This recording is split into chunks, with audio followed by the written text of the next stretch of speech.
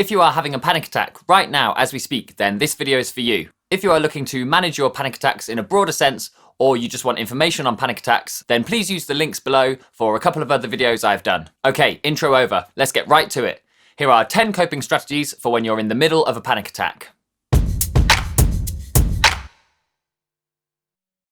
You are in the middle of a panic attack. You would do anything to stop feeling the way you're feeling. You want to jump out of the window, smash your head against a brick wall, scream the house down, or pass out just so you don't have to feel this way anymore. This is obviously horrendous, but the good news is you can't feel any worse. It is biologically impossible. On the top of your kidneys, you have two triangular-shaped glands called the adrenal glands. Adrenal glands produce hormones that regulate things like your metabolism, your immune system, your blood pressure, and also your response to fear. It doesn't matter what led to or what started your panic attack today. All you need to know right now is that at that very moment, your adrenal glands pumped a whole load of adrenaline into your bloodstream. That adrenaline is finite. Your adrenal glands can't just keep pumping it out. Once they are empty, they need to refill. So yes, it is totally unhelpful and annoying that your adrenal glands got trigger happy, filled your bloodstream with adrenaline, and then turned around and stuck their fingers up at you. But it's done now, so all those adrenaline-related sensations, the racing heart, the sweating, the nausea, the rapid breathing, they are at their peak. They cannot get any worse. In fact, they can only get better. You cannot get worse, you have to get better. According to the NHS, panic attacks last between 5 and 20 minutes. That sounds about right to me. I think when I was at my worst panic attacks would last about half an hour. I have read about panic attacks lasting up to an hour though, so bear that in mind. Setting yourself a time expectation isn't really helpful. Just focus on the absolute fact that it will get better. You won't and cannot feel this way forever. If you're hyperventilating, your symptoms are going to be exacerbated. Your body is in fight or flight mode, so it's trying to grab in as much oxygen as it can to help you either put up a fight or peg it all the way down the road away from danger. That's brilliant if you're in actual danger. If you're currently wrestling a bear or you're running down the road with a crocodile snapping at your heels, then great, hyperventilate away. But I'm guessing you're not in actual danger. When you're hyperventilating, it's incredibly annoying having someone tell you, slow down your breathing. They may as well just tell you to calm down. Yes, thank you for that pearl of wisdom, numbnuts. Why didn't I think of that? Calm down. So obvious. It's easier said than done, but there are ways you can force your breathing to slow down. The classic technique you would see in 90s films is to breathe into a paper bag.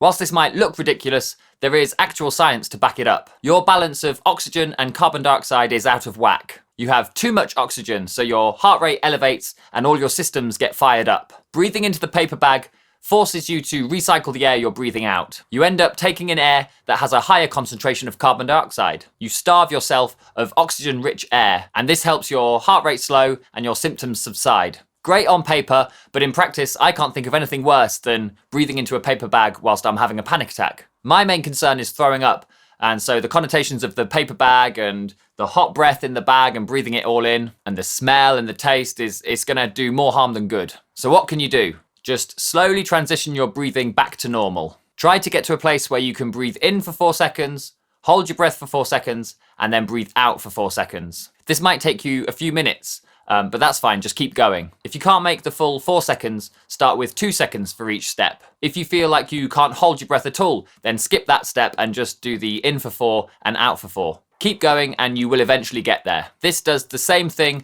as breathing into the paper bag. You're lowering your intake of oxygen and increasing your carbon dioxide levels, which will help to balance you out and get you back to breathing normally. This exercise also helps to focus your mind on something. If it takes you 10 full minutes to get your breathing back under control, then that's not necessarily a bad thing. You're 10 more minutes through the panic attack and you've been distracted from other racing thoughts that might be bothering you.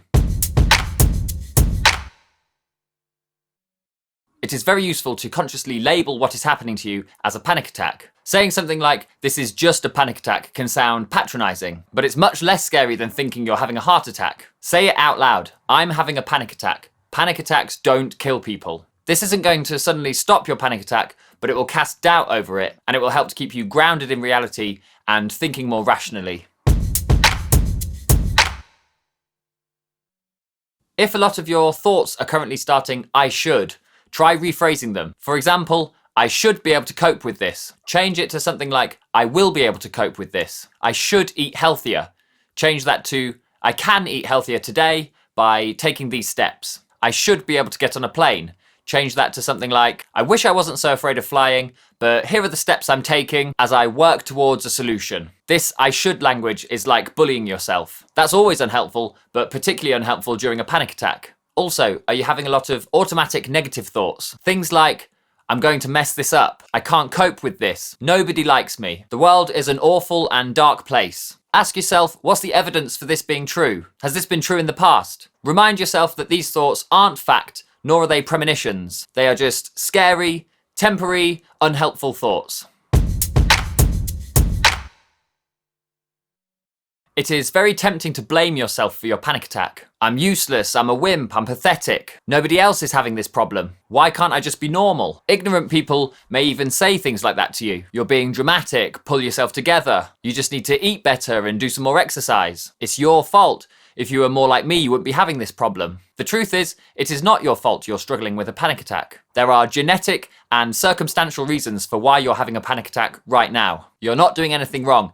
Anyone in your position would be doing exactly the same thing. Beating yourself up is only going to pile on more pressure and more stress. It's not going to pull you out of your panic attack. Don't let dumb, ignorant people put you down, and definitely don't put yourself down.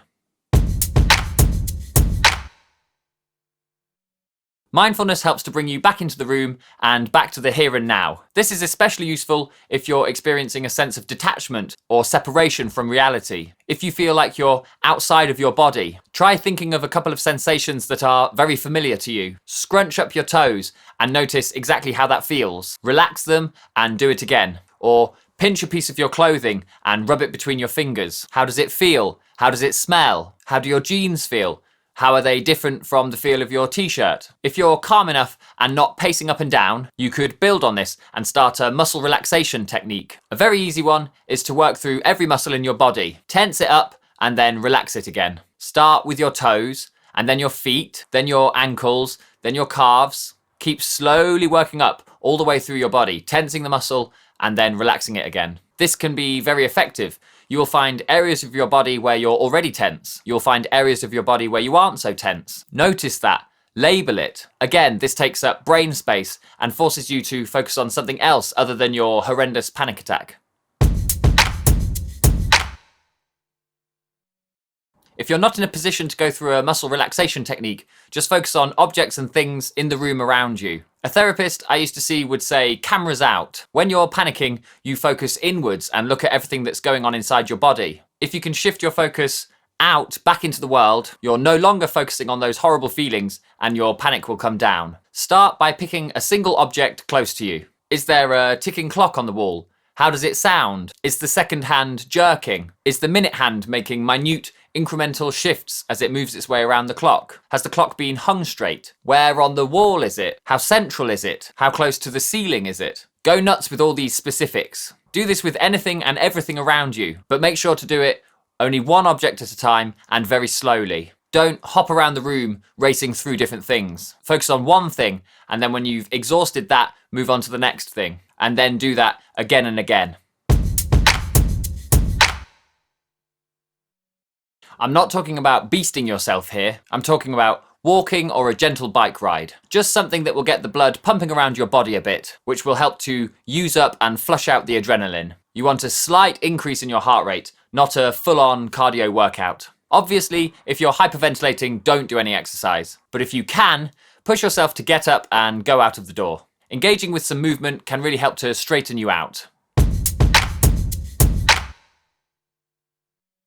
If you know someone you feel comfortable enough to be open and honest with, then talk your panic attack through with them. Even if they barely say anything, just going through all your symptoms, how the panic attack started, how long your last one lasted, how down you are feeling, how stressed you are feeling. Talking all of these things through can really help to straighten thoughts out inside your mind. It gives you another opportunity to challenge your thoughts, and hopefully the person you're talking to can help to keep you rational and positive. Here are some statements you can say to yourself that will help. Panic is simply high levels of anxiety. These symptoms are nothing more than anxiety. My anxiety and panic will pass naturally given time. It doesn't last forever. I have never fainted, choked, or had a heart attack. This too shall pass. Thanks for watching. I hope you're feeling more in control now. Take it easy for the rest of the day because a panic attack is extremely draining. You can't expect to bounce back and immediately get back to doing whatever you were doing before the panic attack started. If you are interested in learning more about panic attacks, I have a couple more videos on the subject linked in the description box below. If this video has been useful to you, then please subscribe to my channel, Anxious Andrew, where I talk all things anxiety. See you on the next one.